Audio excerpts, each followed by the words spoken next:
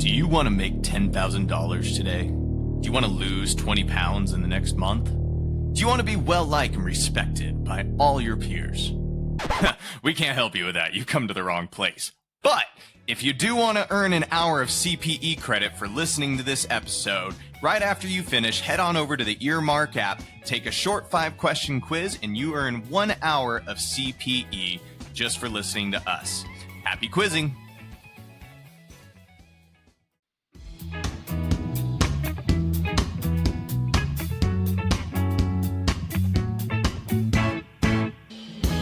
Welcome to Unaccountable, the world's okayest accounting game show podcast for product news, updates, and education. I am your money maestro, the host, Tyler Otto, and I'm joined by the spreadsheet sorcerer himself, Jeremy Van Grohl. Good day from the cold north. Yeah, thank you. Good day to you, too. It is the cold north. I spent the weekend with my son in Fort Lauderdale at the men's gymnastics championship, so waking up to 30 this morning, not so ideal. Ooh, sounds brutal. Yeah. Jeremy, we're on a budget, a time budget this week, so we're going to get cranking right into it because someone doesn't manage their schedule well. But I'm actually excited to hit a few of these updates. We talked a couple weeks ago about Melio getting their hands in everyone's business, right? Like they had a partnership with Amazon, a partnership with Gusto. I gave their Gusto bill pay a try. Okay. And I got to say, man, like, can I give you a really quick review? Yeah. First of all, it advertises it's completely free to Gusto users. Okay. But there's a charge to non-Gusto users?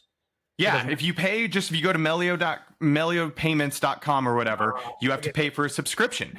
But it says it's free there. It's like, okay, awesome. This is cool. Then you go in, sync it to your QuickBooks, your Xero. Instantly everything appears. Like Ramp right now takes like 15 minutes to update and show a bill. Gusto, it's there. The payment worked flawlessly, smooth interface, wonderful. And then it lets you know, like, hey, if you're going to pay by check, it's $250 a check. I'm like, yeah, it's a little steep, but I don't pay by check often.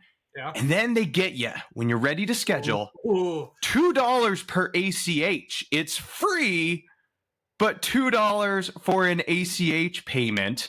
And mind you, their paid plans are $30 per user and then like unlimited number of ACHs under that. So if you have a client in Gusto sending like more than 15 ACHs, you're already going to pay more through Gusto's free bill pay. Where does the free come in? I know. Is it just free to hook up your software so you could see everything in the bill pay but not do anything? Pretty much. That's a bait and switch, man. I don't like it. I feel jaded. I feel a little bit violated, but oh well. I mean, it's smooth and it's slick, so I'll at least give them that. All right. Still, no. All right. I don't know if you saw this article, but Utah-based company Canopy, the practice management software, just raised $70 million in Series C to unclunk accounting firms with AI. Dude, that's some serious money going behind what I would argue are, the 4 biggest players I hear about right now in practice management are what? Keeper, Carbon Canopy, Financial Sense, maybe, TaxDome too. And like, that's about it. Yeah, that's a lot of money. Was that in their press release, unclunk? Or did you make that up? No, that is the title. Dated April 29th. Everyone, we're recording on the 30th. Canopy secures $70 million Series C to unclunk accounting firms with AI.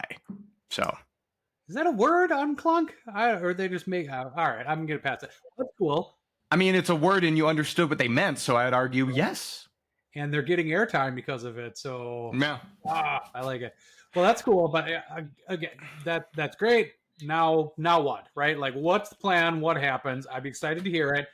But yeah, that's some serious jang. Wow. Yeah. But the biggest one announced April 25th. Intuit is acquiring the HR software platform GoCo to add into their suite. It's launching its own HR platform, I guess, to compete with everyone else that's doing this. I think of Gusto, who has their HR product inside of there. Intuit now is getting in the game by acquiring an existing HR company to try and roll into their already marketing suite with MailChimp, accounting with QuickBooks, personal finance with Credit Karma. Man, the big green monster got bigger. When does it break? No, okay. Yeah, I mean, that's what they're in, right? They're in the business of trying to be a one-stop shop for all small business things. So that makes sense, but interesting. I feel, yeah, I had not heard of this software before, so no Oh yeah. frame of reference, but yeah, okay. I mean, it's just like Intuit, right? Like they're so good at building tools and all of us users ask for updates and changes. So what do? They go and change the user layout on the front page and it's less user friendly now, but it looks prettier. Yeah, maybe part of this HR solution would, as we've complained about before, make paycheck details available in your own software. The All right. mass reclass tool kills me every time you go to mass reclass and it's like, oh yeah, you can reclass journal entries, sales receipts, but our own payroll, nope, you're going to have to go do that tediously one by one. Yeah, it's awful. All right. But Well, good updates, man. Let's jump into the games. Like I said, we're on a schedule here. We're going to talk a little bit about outside labor and specifically offshoring. So, in a topic that I call offshore or not shore. Are you ready? I like it. No, I'm not ready. I'm dumb, but hey, let's do it. All right, let's do it. So, first question, what percent of US accounting firms are currently employing foreign labor? 15%, 25, 35, or 40%? I think we know a lot of people that have, aggressively pursued this. Yeah. But a lot of the old schools, like if you're looking at, okay, wait, real quick. I want to ask, what's the source of this? Because like if it's Carbon or Canopy, they're reaching out to new school firms. If it's like AICPA. The source of this is the AICPA's 2023 National Management of Accounting Practice Survey. I don't think it's more than 25%. It is 25%. Good call. Nice. Yeah, and as you alluded to, like we have several friends in the industry that have done this a lot. Now, if I'm not mistaken, you have not gone down this path, correct? I have not. I've entertained it, but I have not. So I have not either. So let's talk through why you entertained it and then why you did not. So I entertained it because cost savings, but I also have not because back in my corporate life, we outsourced a lot of the overnight merchant clearing reconciliations for our big 80 million a year hotels through a company called Capgemini. And it was pulling teeth to get corrections, updates. And like they would always, at the end of the month, there was a time period they'd send out an email to say, hey, please list all the corrections that you had to do this month so we can grade ourselves. And like, within 2 hours, they'd say, all right, the time frame's closed. Look, we have no errors this month. You guys didn't report anything. And way to go us. Where's our bonus? And it was just like, it was awful experience. So that's left me with PTSD. But lastly, like I love my company culture and it includes everyone on the same time zones, camaraderie, meetings. And I just feel like I'd struggle with the other side of the world. But we were looking actually at using South offices out of Argentina. We actually just lost a lot of clients right around. We were looking at maybe pulling the trigger. Okay. Yeah, I haven't either, but we are really based with the nonprofit world on being relationship based. And I feel like that's a hard sell when your person is overseas somewhere. But it's funny you mentioned that. Like in my prior corporate job, I was at a packaging manufacturer. And for 6 months, I was put on as the financial manager to do the cost analysis around outsourcing.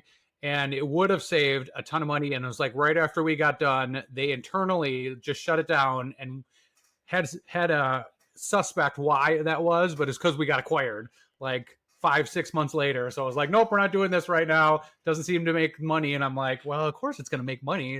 Anyway, but interesting. All right, let's jump into number 2. Which of the following countries is most commonly used by U.S. accounting firms for outsourcing accounting and bookkeeping works? Philippines, India, Brazil, or Mexico? I am going to guess strictly for number of people that live in the country.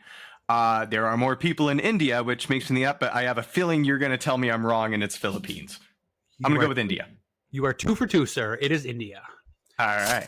They lead the pack. There was just an article, as I said, we were talking with one of our friends on this, and I'll get into more about that later. And so I found an article that was recent about it, but as soon as I started reading it, the second paragraph had the word enrollment with only one L, and it was spelled wrong. And I'm like, I can't read this article anymore. I'm sorry. It's like putting the wrong use of there in something. And I'm like, I'm no longer vested. It doesn't surprise me. Honestly, one distinction that I think, is interesting to call out here, because I've said no to a lot of possibilities of outsourcing and offshoring. if I hired someone like South Offices, if you hire through them, shout out to my boy Alex. Like, you're getting free airtime here that Jeremy never meant for. So Alex, love you, bro. But through them, you're hiring a specific person. They float your resumes and they're like, hey, you're hiring, Maria, who has this credentials, whatnot. And like, Maria's your gal. She's part of your team now. Versus some of these other companies I've looked at, it's just, hey, someone on the other side of the world will take care of this overnight. You don't know who. It might change. It could be different every week. So I'm definitely interested, company culture-wise, you and me. I want someone that is going to be around and buys into our team. Yeah, and that's the setup that I've heard has been most successful, was where like you get to pick the person and interview them, and they're really kind of natively part of your staff. So yeah. Yep. Number 3, what is the key reason firms outsource accounting services? Minimizing software expenses, reduce payroll taxes, to reduce overall costs, or to access global talent? I think it's money. It could be global talent because it's hard to find talent. But, it's not hard to find talent. You just have to pay enough to find talent here in the US. So then it still comes back to money. I'm going C. I would have taken C or D on that one. I had to make sure I threw you a loop for that because it was kind of lumped in both things. Is to access global talent, reduce costs. Reduce costs is the easiest one. I feel like even if some of the people that I've been stupid and paid too much have been the worst talent versus ones that I've hired somewhere and developed that turned out fantastic. So I don't know. I remember when I was starting to build out my tax team asking, how much does it cost to pay tax preparers? And sometimes the more expensive ones are the worst ones. And then the ones you get to chain from cheap and build are your best ones. And I found this to be true sometimes, is like, sometimes can be cheaper just to build your own, train your own up. Right. Yeah. All right. Let's go to number 4. True or false? U.S. accounting firms are legally required to disclose to clients if their tax return is being prepared by an offshore worker. I only know this because of aforementioned friend.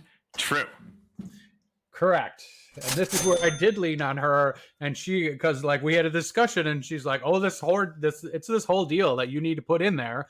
And then I was like, "Can you give me more information? Because I want to talk about this." And she sent me to this IRS site. This is why I don't do taxes. And I seriously scanned through this ridiculous document. I'm like, I still can't find it. And she's like, oh, it's section 7. And even that, I took the section 7, I threw in ChatGPT, and I'm like, summarize this for me, focusing on what I need to disclose to people. And so the fun fact is, as we talked about it a little bit afterwards, is you can't just put it in your engagement letter. You have to specifically get the client to acknowledge this in a disclosure. And then the other part that they came back with is there's differences whether if the taxpayer's social security number is disclosed or not, is how intense that information needs to be. So yes, has to be fully divulged to your clients. I feel like that would be an uncomfortable conversation with my group as well if we were outsourcing things. So yeah. Well, and also my understanding is the language you have to use seems much harsher and concerning than it actually is. So it's like you almost have to like tell your clients the sky is falling and I sold your information to some shady individual, when really it's like, no, I brought in a team member and everything's good. We're fine. Yeah. All right, 2 more. What is a common risk that firm owners have with outsourcing accounting work overseas? A, time zone differences. B, communication barriers. C, data security concerns. Or D, adhering to foreign labor laws. I mean, all of those are actual concerns, but when you say the risk, that would be C, data security, because you have no recourse. U.S. laws don't apply overseas. Yeah, I'm gonna agree with that. And this one, I took this liberty myself because they said it was the 2 top ones were communication barriers and data security concerns. However, as we talked before, when you're able to vet the people and interview them, you can pick out pretty clearly if there's going to be communication barriers if you ask right questions and do that. So I go really, it's the data security concerns. The time zone difference really doesn't matter because they work, most of these, regardless if they're in the Philippines or India, they work our normal business hours. They're working, 10 p.m. to 6 a.m. their time or whatever it is. That's just an established part, is like, this is U.S. hours. You're going to take this role. That's now your job. And then adhering to foreign labor laws, that's really Most of these are through a separate firm. I don't know what your Southtown labor place. Good But enough. yeah, they really manage that for you. So that's not a big of a concern either. Yeah. All right. 5 for 5 so far. Dang. I know. I'm feeling the pressure. I think I felt bad for you because I gave you some pretty harsh fast figures the last couple times. So last one, number 6. What is the average cost savings with offshore labor? I feel like this one is a little subjective. Super subjective. Yeah. So the ranges that I have here, and then we could talk through it, are either 20 to 30%, 30 to 40, 40 to 50, or 50 to 60%. I'm going to guess average 30 to 40, but I want to disclaim this real quick because I did the math and like worked with it. Argentina was going to save me around 30 cents on the dollar. A group I was looking at in India was going to save me around 60 cents on the dollar. Philippines were going to save me 70 cents on the dollar. So like where you go matters a whole lot. So I don't know. I'm going to guess 40 to 50, but yeah, this one had 50 to 60.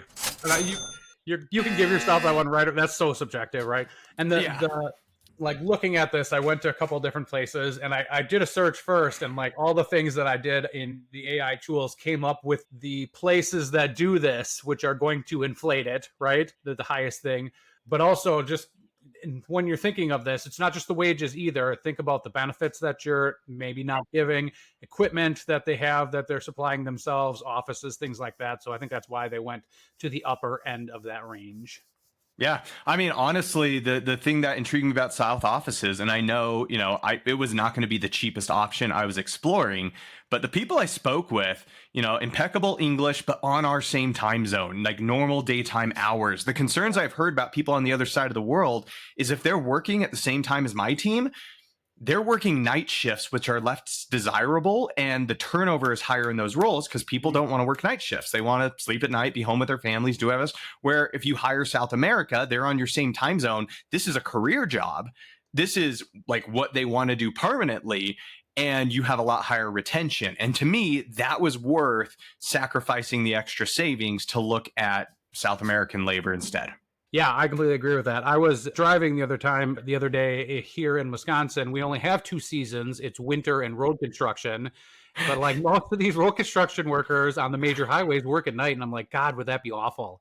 Right? Yeah. Like you're working by light and no thanks. Yeah, if you can find a daytime job, like people will jump to those if it's similar paying because it's definitely worth it. So, Jeremy, what was my score? I'm going to give you 5.75, not 6, because the last one. Rounding up, and that's a perfect game, ladies and gentlemen. Well, that's all the time we have for this week. We'll see you all next week.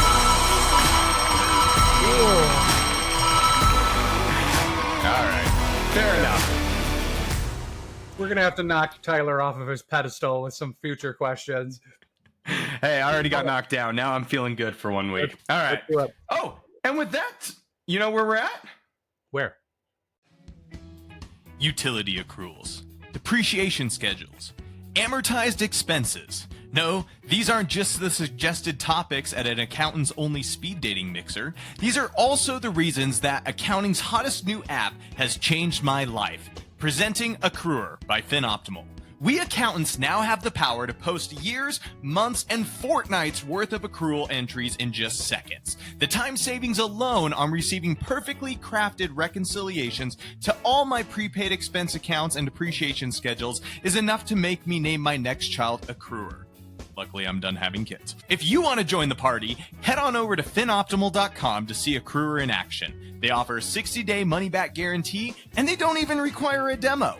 Use the code Unaccountable to get 50% off your first 2 months and to prove to Tom at FinOptimal that more than my mom listens to this podcast. Now back to the show.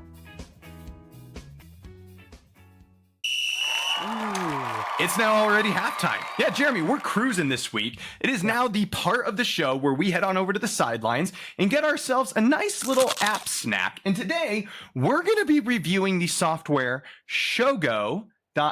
That's SHOGO.io. Have you heard of this before? No, there's too many O's. I wouldn't do this. Yeah, a lot of them. Yeah. I mean, it's like auto, right? There's too many O's in there. No one wants to deal with it. I get it. That's right. Jeremy, this software, so I know I threw it at you earlier this week.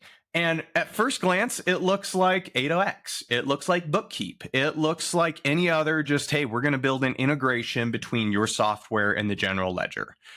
I don't know. Did you get any other vibes when you were looking at it? No, I didn't. And I was looking like, again, I had a partnership program, which we like as accountants, right? We want to maximize revenue and have good support options and all of that stuff. I'll talk about the pricing in a second, but no, it seemed to be up like processing and integration and all that cool stuff that we need to be efficient. So I have a client that is using Spot On for their restaurant. It's a restaurant management software like Toast or anything else, right? Like you take your orders, people pay on the pads that they hand to you as the server looks at you judgingly, how much of a tip are you going to give them? That's always fun. But Spot On, it's a great little software for managing it, but it doesn't have a direct integration to QuickBooks. And I heard about Shogo and they have this integration. So I go in, connect it. It's $30 a month for your first client. It gets cheaper going forward, but I go in, connect it, and start doing the mapping. Now, first off, Jeremy, how many times have you gone into an integration and it's just like, meh, you get what you get and you don't throw a fit? Almost always, right? Right? What we have. Yeah. Okay, so I log in to start mapping Shogo, and first off, I can pick how it syncs over to QuickBooks. I can choose, is it a summary journal entry?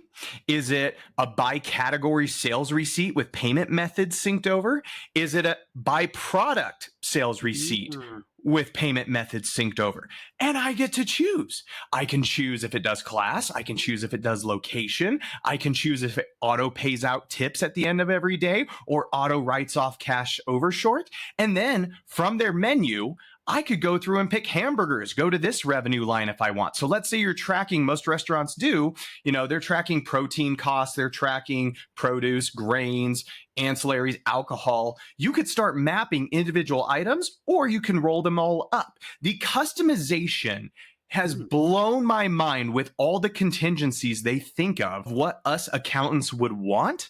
And I would argue I have never been more impressed with a software. So much that I started LinkedIn stalking these guys and trying to get a meeting on the books with them, talked with one of their reps. And these guys, they have no sales team. They have only ever hit one accounting conference before in their life. They're just like, yeah, we just kind of, wait for people to refer us. I'd argue with what I've seen so far, if these guys actually started showing up to our conferences and like getting a name, dude, they would clean house. They sync up. I don't know if you saw this, but they sync up not only with, the small fries of QuickBooks and Xero, they're with Zoho, they're with Sage, they're with NetSuite. Like they've got a lot of the big players and they've done almost no sales outreach to this point. I leave it there at first. Do you think they want to market on crappy podcasts potentially? I sure hope so. But where could we find one of those? I mean, having all those options is awesome, right? Like we work with a nonprofit, several of them that do they get donations and then they sell them right in the thrift store or whatever. And the software that they use for this is bad. It works, right? But I even worked with on one of the other aforementioned integration tools, and I was like, hey, can you guys get we need daily sales things and it's not going and we're doing entries and all that stuff. And they looked at it and they're like, yeah, there's not really much there for us to do. And that's probably the sales software side, not their side. But yeah, that anytime when you can have that where you're not touching it and you have a good means of validation and bringing it over the way you want to see it, that's fantastic. I looked at the pricing. You said it was $30. They might have jacked it up. It's $35 now for the first location. And I think that's well worded, though, too, that they don't say business or anything like that. It's by location.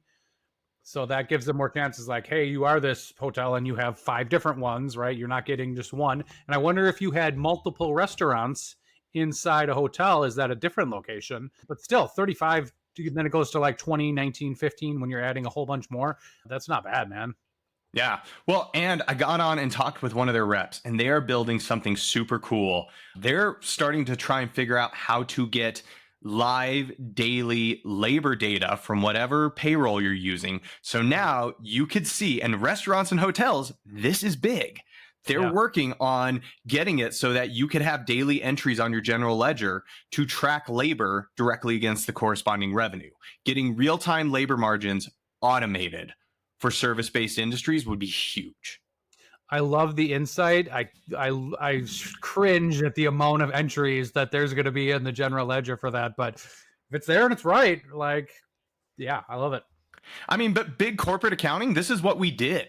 Every single day we had to produce a daily labor report, you know, in the large hotels and show exactly what happened in all 5 restaurants yesterday, what happened in the housekeeping department, what happened in front desk and concierge and parking. Like, yeah, this is, oh my gosh, these guys could do amazing things. So I'm excited because I think these guys, it's privately owned. I heard from one of the reps I was talking with that it was created by a guy who did accounting on the side for his family's business, bakery, something, and just realized like, wow, this accounting integration is awful. I'm just going to build it, and then started building it for everything. And it's like they understand the accounting side. I think if they actually like were to try and grow like crazy, they've got a cool product. And I got to unpack one other thing. Tyler Otto said, this is the coolest software that I have seen. I may be paraphrasing. Wow. I mean, I may have said that, but I say a lot of things, Jeremy. True. But no, yeah, I mean, again, when you think about this, and I tell this to my team all the time, if we have a tool and it saves you 1 hour or 2 hours a month, it is almost always worth the price, right? If we consistently use it. So yeah, this is fantastic. And it's daily entries. And then did you say what the price goes down to after that 35? So 35, and then the second through fifth location is about $20 each. Then 6 through 12 is $18, $19, and 15 on from there. So yeah. Daily revenue entries, that's well worth it. I mean, easily. Yeah. All right, well, moving on. You know, Tyler, I feel like I was a little bit struggling with things to talk about this week. Big surprise, right? And then I thought, like, we haven't had any just good shenanigan games lately. Like, if you go back to our early episodes, and everybody here should start at the beginning, go through them all. We used to have some good ones where we would just put in a bunch of shenanigans and some pop culture with some accounting overtones. And I feel like we're due for that. So I'm bringing one back, the accounting mashup. Oh, I love that game. Yeah, let's do it. Let's do it. So let's level set this in case you haven't heard the episodes, but right when this one is done, you're going to go and start at number 1 and laugh at us. And then we will continue to laugh at us through all the other. Number 1 was so rough, man. Like we had no idea what we were going to do yet, but we hit stride by like 7 or 8. Yeah, right. So for example, on one of these, right, this one it's some sort of pop culture reference and accounting reference mashed together. So, for example, this one that we used in episode 8 was the total amount of money being transferred into and out of a business to the dude that loves your apple bottom jeans. Oh, cash flow rider. Cash flow rider, right? All right. So we level set this. Let's jump into it. All right. Number 1. You could call Madonna this nickname, but only if she also is all the items in a CPA audit engagement that are large enough to reasonably impact investors' decision making. I mean, I don't know if I'm good. Material girl? But audit material. And if an amount is large enough that you have to worry about in an audit, you would consider that materiality girl? Yeah, materiality girl. There we go. I was dancing around it. I love it. All right. Then I'm going to need some music. So Ian, I might need some help on this one. You could be increasing the value of your assets with this side of an entry while rocking out to this famous 80s pop star.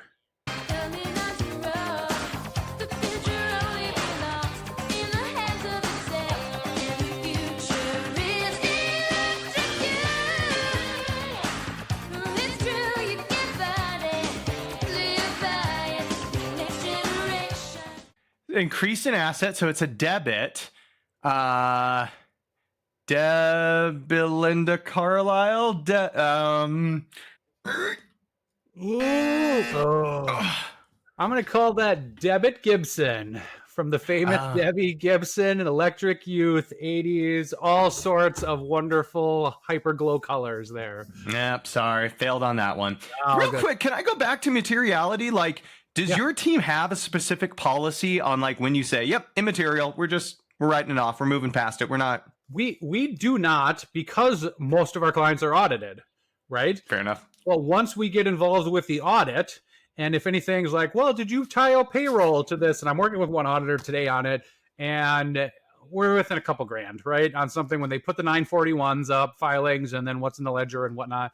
And like, if it gets to be a struggle, I'm like, all right, what's our materiality threshold here? Like, based on their revenue, if it's 4 million, maybe it's $400 or $4,000 or something, right? So I'm like, we're well within that now. Let's move on. So yeah, but we don't. Love materiality. Yeah, same. This is the only one I'm getting away from a music thing. All the other ones are music related because that's my love language. All right, so this one. If a famous actor who portrayed the Joker got so serious that he earned 5 stars in the military based on being the main accounting record of a company. General Heath Ledger. General Heath Ledger. All right. I like that one. That's good. That was pretty good. I like it. All right. Gosh, talk about actors taken too soon. Like that was, that is serious. Like that movie he was in as a Joker, like top 5 for me. All time. Yeah. I could watch that consistently. The other 2 in the series are good too. That one just nailed it. It was awesome. And he's what made it so good. Yeah, 100%. It wasn't Batman. Ooh, don't quit your podcast. Anyway, all right, getting back to music. I am not okay. When I need a favor, I contact this guy to get my employees paid. I know the music reference, but I'm struggling for even who that is. I can't pick out the lyrics. That would be Jelly Payroll. I am not okay. Oh, okay, I'm okay with it. You okay with that one? All right, fine. I mean, I have nothing against Jelly Roll. I just don't listen to him much. So yeah. I mean, that guy got huge from a bad background to like worldwide so fast. All right, number 5. You don't need your own personal Jesus. Just get into this state of mind to properly expense your fixed assets and then enjoy the silence. Oh my gosh. Okay. How are we putting... Hold on. How do we say this? How do we merge Depeche Mode and depreciation? I'm going to give you this one, but get into this state of mind. Get into this zone. What would that be? I mean, I don't know what you're asking. Depreciation mode. Okay. I feel good. I mean, I knew you were going for Depeche Mode. That one too. All right. Some of these are stretched, right? We got to get creative. All right. Last one, kind of similar to those other ones, so keep that in mind. All right. You won't be able to fight this feeling anymore when this group improves the average number of days to collect accounts receivable. I got my money. It's time for me to fly. AREO Speedwagon? Like AR? Nope, we're gonna go DSO Speedwagon. Daily sales outstanding. Okay. I'm okay with that. That was still pretty good too, yeah. Can I go back one more question? Because you always tickle my brain. And I've got this issue with a client right now. What do you do when a client has fixed assets and they aren't taking depreciation? Like they've had their books for 4 years. You finally get them. Yeah. They took depreciation in years 1 and 2, and you can't get your hands on a schedule or anything to back it up. No, I just had this conversation. We talked about with a lunch and learn with my team 2 hours ago, right? We were going through like, hey, here's how we're standardizing this and putting it together. And I said, like, we need to do the best we can to build this, right? If it is in their financial statements, we need to try to pull that out and build it up. If the account, again, we normally have clients that are audited. If their accountant has something out there, we want to get our hands on that so we can do this monthly. So it's not some huge expense out there at the end of the year. But we've had this before too, especially with churches that don't get audited, don't have to file a 990. They're like, nope, that's what it is. And I'm like, then we just put on our qualified statement saying that fixed assets are not being depreciated. Yeah. I feel like that's all you can do. Yeah. It's awful. Yeah. All right. I love it. All right. I'm giving you at least 50% on that. These are hard. I like it. But it was good. It was fun. I mean, that's what I'm here for, Jeremy. I love it. Yeah.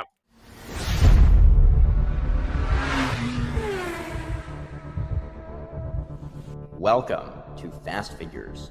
10 questions, 1 minute-ish. All answers are numbers. The game starts now. All right, Jeremy, we are starting a gauntlet of me getting to host Fast Figures here. And I'm going to kick it off with you because we got some guests coming up the next 2 weeks I'm really excited about. So let's pit you against them. Let's see how well Jeremy Van Grohl can do. No theme this week. Really, just some shenanigans. Are you ready? Yeah, some potpourri. Let's do it. All right, 1 minute on the clock. Here we go. If your client runs payroll bi-weekly, how many pay periods are there within a year? 26. What is the least amount of moves a player can make to have a checkmate? Ooh, 7.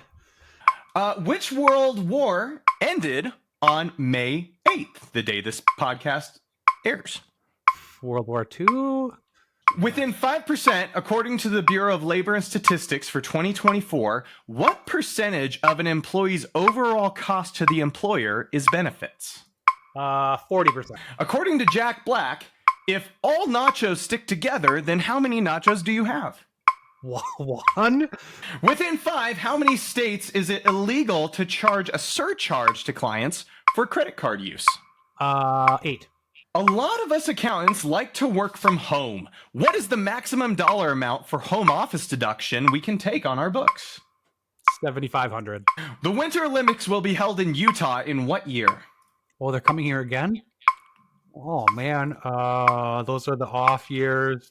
2030. Within 5 degrees, what is 21 degrees Celsius in Fahrenheit? 75. When reconciling a clearing account on a balance sheet, a clearing account, it is often best practice to enter the target reconciliation balance of what amount? 0. And there we are. Jeremy. I feel okay here. Okay, I'm going to go. Yeah, all right. I mean, you look okay. All right, Jeremy, let's debrief a little. Question number 1, starting off with a nice little softball for you. If your client runs payroll bi-weekly, how many pay periods do you have in a year? You correctly said 26. And bi-weekly makes sense. It's what I do at my firm. I know it's what you do at your firm. But I gotta be honest, right now, I've got a client that reports to so many management companies, and I love bi-monthly if I can get him to do it, where the last payroll just ends on the last day of the month. Like, if you could convince your clients what to do, what do you prefer? Oh, I got to be with you on that. And I think I was stupid not to do this myself because first of all, just the accrual factor, right? Like you need to accrue wages and stuff. Whereas if you pay them and then you just wait till the post, you're fine, right? Yep. For the month, we charge our clients monthly, right? So that month when there's 3 payrolls, yes, your books, we're adjusting for it, but your cash, you're like, ooh, that's going to be a little rough month. That's so, true yeah. because I know you and I do it the same. We charge our clients on day 1 of the month, but that payroll won't process until like the 4th or 5th. So you always have money in the bank for that first payroll of the month. Gosh, I'm kind of thinking maybe next year I need to go to bi-monthly. How much pushback do you think you'd get? I don't know. Probably majority of it would be from my wife because right now she does it every other Monday or Tuesday. And now I'm telling her you're going to have to adjust. No, I'm probably not going to get away with this. Yeah. Next up, Jeremy, what is the least amount of moves a player can make to have a check May 8th? May 8th, the day this comes out. Having fun. Oh, I love You it. said 7. Hey, it's not nearly as good as D-Raft last week, but still pretty good. You said 7. No, it is 2 moves, and you can have checkmate. It's called the fool's mate. Also, what people refer to me as sometimes. They're like, oh, who's Tyler? It's like, oh, yeah, him and Jeremy. He's the fool's mate. So, yeah, I'm your friend. It's good. I would have alluded to that's your wife, the fool's mate. Could be all of them. What are the 2 moves? I know you're a chess savant. How I does am. this work for us people? I understand chess. I'm not good at it. I play it with my kids. I usually beat them, but they beat me sometimes.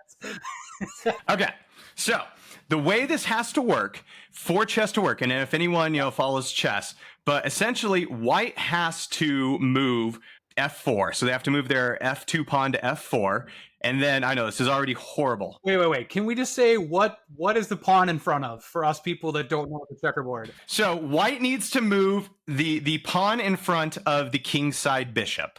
Okay, so the bishop that's right next to the king, he has to move that pawn out 2 spaces. Following that up is black moves the pawn forward in front of its queen. Okay, 1 space. Okay, after that, white needs to move their other pawn in front of the knight right next to that bishop forward 2 spaces. If they do that, The queen now can just shoot out to the side of the board on the king side to that far square, and it's checkmate instantly. So white diagonally, because the king can't get out through anywhere else. So it's white really has to screw it up, but it's called the fool's mate. There you go.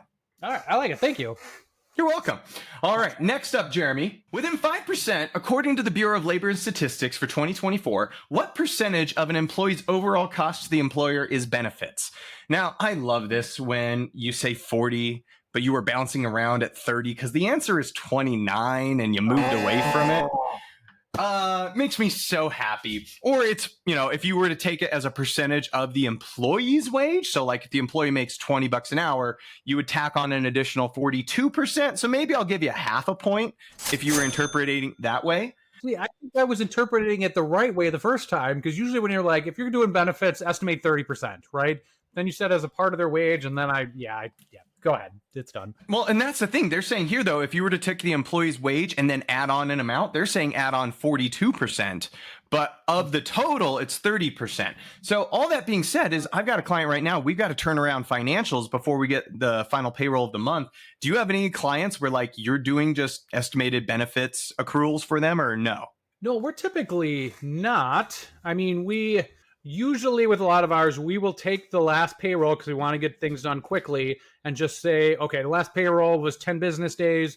We didn't pay out 2. We're going to take 20% of that and just pace it up because it's good enough, right? And you get to the end of the year and you true it up, right? But usually we will have the benefits bill because most of them are paid in advance, right? Like we have March benefits in February, right? Because they pay the health insurance bill gets paid the month before. So we usually have those things. So yeah, I haven't done this. It's definitely much more niche to people in my space where my space. Tom was my only friend. It's definitely more common in my space because I have clients that will manage hotels on behalf of other people and they have to get financials out and they just accrue because the pay period's not over. They got to get them out by the 5th or the 10th. And so you're just accruing and just guessing what are benefits going to be 32%, 30%. I was just curious if anyone else lives in this space. No. Okay. Next up, according to Jack Black, if all the nachos stick together, how many nachos do you have? You correctly said 1. And Ian, can you please play that clip from the great movie Saving Silverman for me? Hey! What are you doing? Dude, if you get the nachos stuck together, that's one nacho. Oh, I've seen that one. I thought this was a Nacho Libre reference, and I've never seen that movie, and I should. Nacho!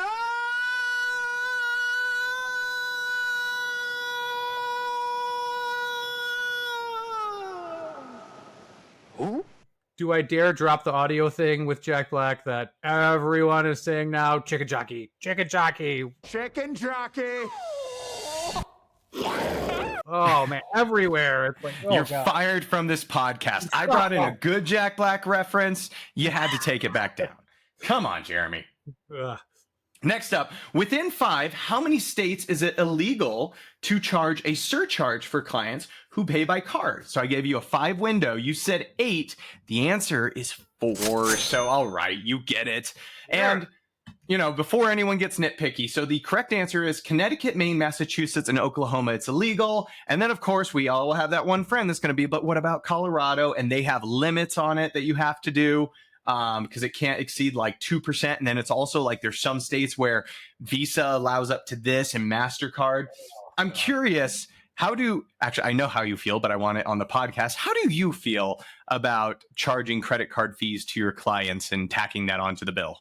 I have no problem with that. Like, first of all, I don't like charging credit cards. And then I yelled at you guys for charging credit cards. And then you corrected me that we use Anchor and that they have to pay for it if they use their credit card. And then I forgave all of you and apologized for yelling. But yeah, we have all of ours on ACH, and the handful of them that we still process online, even with ACH, that they won't move to our Pluto system, we tack on a charge for it. I said, it's here. We'll set it up. We'll walk you through it. If you're not going to do it, we set up the tiers that if you pay $500, it's this. If you pay $1,000 a month, it's this.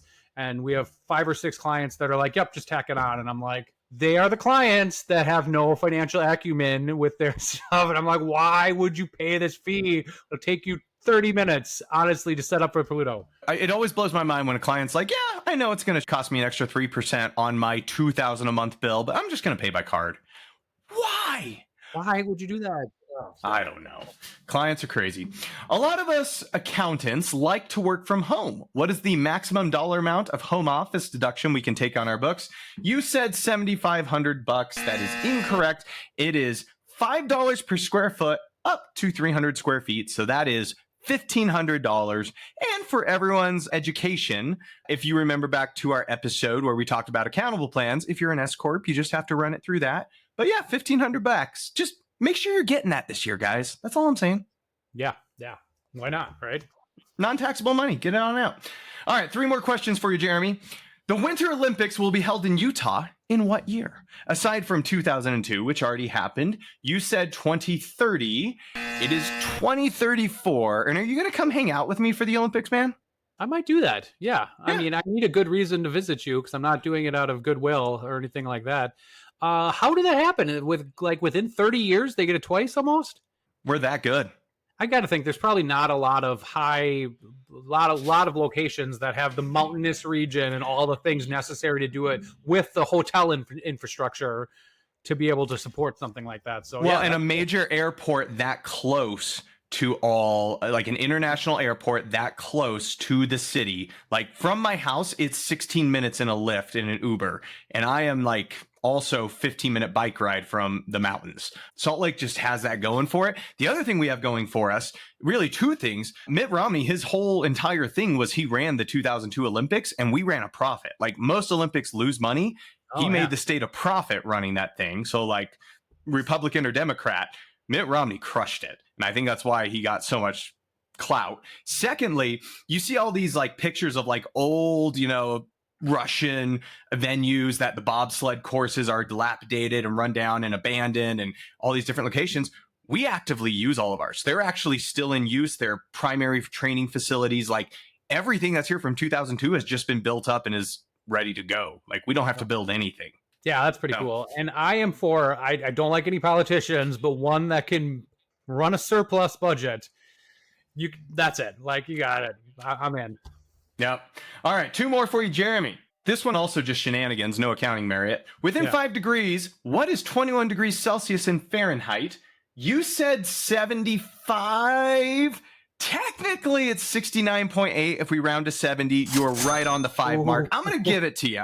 All right. I only bring this one up just because I learned something this week, and so now all of you have to learn it too. I recently set the temperature on my phone to Celsius because every time I get on talking with like the IT guy we use in South Africa, Anchor in Tel Aviv, my friends at Relay in Canada, and I always feel like the dumb American for never knowing what the temperature is when they say what it is, in Celsius everywhere else in the world. So I set my phone, and now I just don't know what the temperature is. Until this week I learned there's a quick math trick.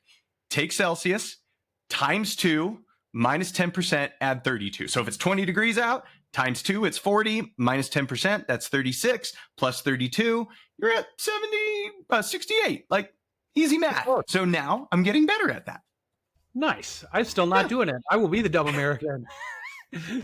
All right, last one for actual accounting merit.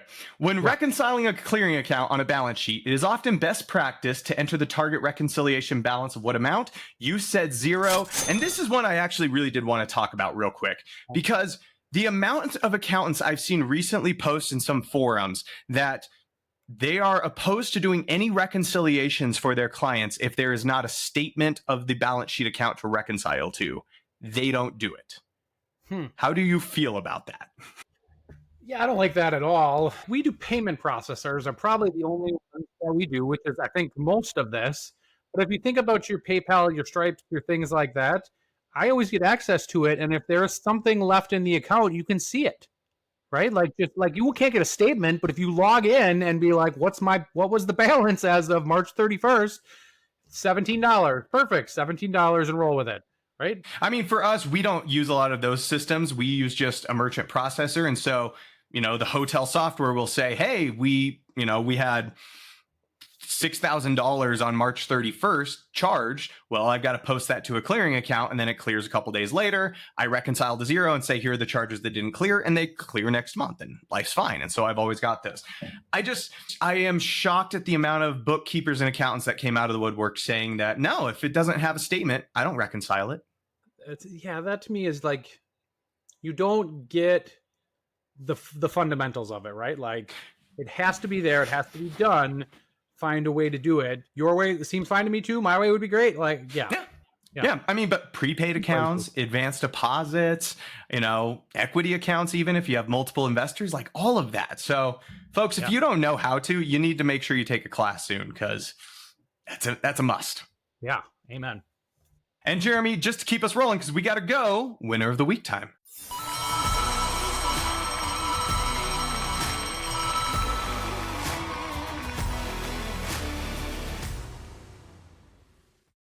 Winner of the week, we're going to go with Accountant 2. So that came out last weekend. Did you see it? I have not. I have not seen it either. Ugh. We suck. Yeah, in so many ways. Well, yeah, so it came out. Overall, it got well reviewed, right? It's like 78% on Rotten Tomatoes, 92% on Popcorn Meter. I wasn't familiar with that one, but got out there. I also made $25 million domestically and like $38 million when you take overseas. So that seems all right? I wouldn't bat an eye at that. Yeah. Now we just need to go see it and see if it's actually quality. Yeah, right. It feels like there's a but. But I'm going to call Accountant 2 loser of the week, too. There it is. There's always a but. A couple of reasons is that, well, first of all, the budget was estimated at $80 million. So you recouped maybe half of that the first weekend. I feel like you're still going to be fine, right? Once you get things onto Netflix and you get things from there. And do they put things out on DVDs now? I don't even know if that happens anymore. Does that happen?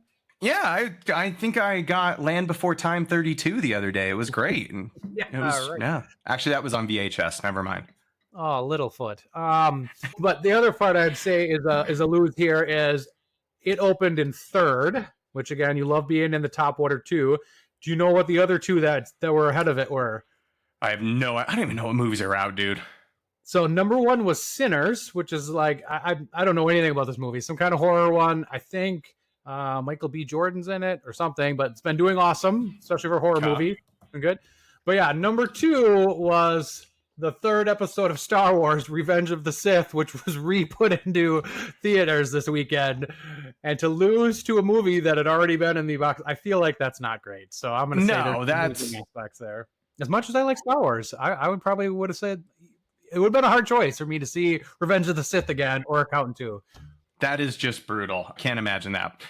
Jeremy, again, no one wants to leave us a backhanded review. So, waiting on one of you to do it. But everyone, tune in the next 2 weeks because, assuming, our podcast, our guests don't come to their senses and realize that they're about to, engage with you and I'm really excited for what we got coming. And can I say it's a landmark episode? Why that? Number 50. Almost 2 years we've been doing this. So please come in, and we're probably going to throw some shenanigans out in the Facebook group. So if you're not on there yet, please join, and we'll have some fun things on the uptick until we get there in 2 weeks. Awesome. Well, Jeremy, I got to go sell something. So I will talk to you later. All right. Good luck, sir.